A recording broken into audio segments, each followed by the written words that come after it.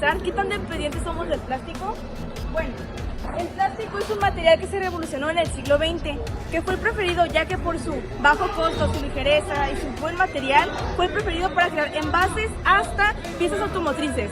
Pero bueno, después de un tiempo comenzaron los problemas, ya que ahora dependemos de muchas maneras del plástico y eso genera contaminación a grandes montañas y eso causa también a la flora y la fauna de una manera negativa. En la década de los 80 el consumo del plástico superó a otros materiales como los metales. Actualmente se producen aproximadamente 300 millones de toneladas globalmente y en México se desechan aproximadamente 200 botellas de plástico PET y solo el 3% de ellas es reciclada. Esto afecta creando islas de plásticos y daños irreparables en el ecosistema. Cuando el plástico llega al medio ambiente, no desaparece. En los océanos, las corrientes y la salinidad lo degradan en partículas diminutas llamadas microplásticos. Estos son ingeridos por organismos como peces, cangrejos y aves, afectando la cadena alimenticia. En los suelos, el plástico también contamina. En los suelos, el plástico también contamina al interferir en la actividad de organismos como lombrices esenciales para mantener la fertilidad del suelo. El impacto de la salud humana es, en primera, la migración de aditivos tóxicos de los plásticos y alimentos y bebidas. Y también están los potenciales efectos dañinos en el sistema endocrino debido a la sustancia como los ftalatos y el bisfenol A, también conocido como el BPA. Para enfrentar esta crisis, la ciencia desarrolla alternativas sostenibles como los bioplásticos, sostenidos a base de bacterias. Por ejemplo, en la Universidad de la UNAM se trabaja con la bacteria conocida como Azotobacter vilandii, que genera bioplásticos biodegradables. Estos materiales tienen aplicaciones en la fabricación de envases, suturas médicas, prótesis y más. La estrategia es el reciclaje. Materiales como el PET pueden ser reciclados para crear cosas como camisetas, ladrillos o cualquier tipo de material industrial que se puede crear para diferentes hogares o planillas, lo que sea necesario.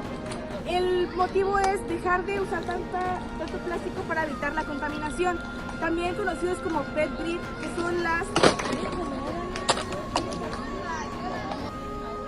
que son materiales específicamente utilizados del plástico para diferentes usos industriales que reducen el plástico utilizado de las calles. Más de 8 millones de toneladas de plásticos terminan en los océanos anualmente, formando islas de plástico como la del Pacífico Norte, que tiene una superficie 3 veces el tamaño de Francia.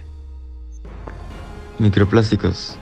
Se estima que una persona promedio ingiere aproximadamente 50.000 partículas de microplásticos al año, a través de alimentos, agua y aire. Tiempos de degradación. Una botella de plástico puede tardar hasta 500 años en degradarse por completo en el ambiente. Efectos en la fauna marina. Más de 700 especies marinas están afectadas por el plástico, ya sea por ingestión, enredos o contaminación de su hábitat. Impacto en suelos agrícolas. Estudios han encontrado microplásticos en suelos afectando la fertilidad y el crecimiento de cultivos. Producción de gases de efecto invernadero. El plástico libera gases como el metano y el etileno cuando se degrada, contribuyendo al cambio climático. Bioplásticos. Estos materiales hechos a partir de recursos renovables como almidón de maíz, caña de azúcar o bacterias. Son biodegradables y reducen la dependencia del petróleo, por ejemplo, en México. Se está trabajando con Azotobacter vilandii para fabricar bioplásticos. Reciclaje avanzado. El reciclaje químico permite descomponer el plástico en sus componentes básicos para reutilizarlos en nuevos productos. En Japón, más del 80% del plástico es reciclado mediante procesos avanzados. Uso del plástico reciclado. Empresas están utilizando plásticos reciclados para fabricar desde ropa, como camisetas hechas con PET, hasta materiales de construcción, como ladrillos ecológicos. El plástico no es malo en sí mismo, lo que hace falta es un uso responsable y una adecuada disposición de los residuos.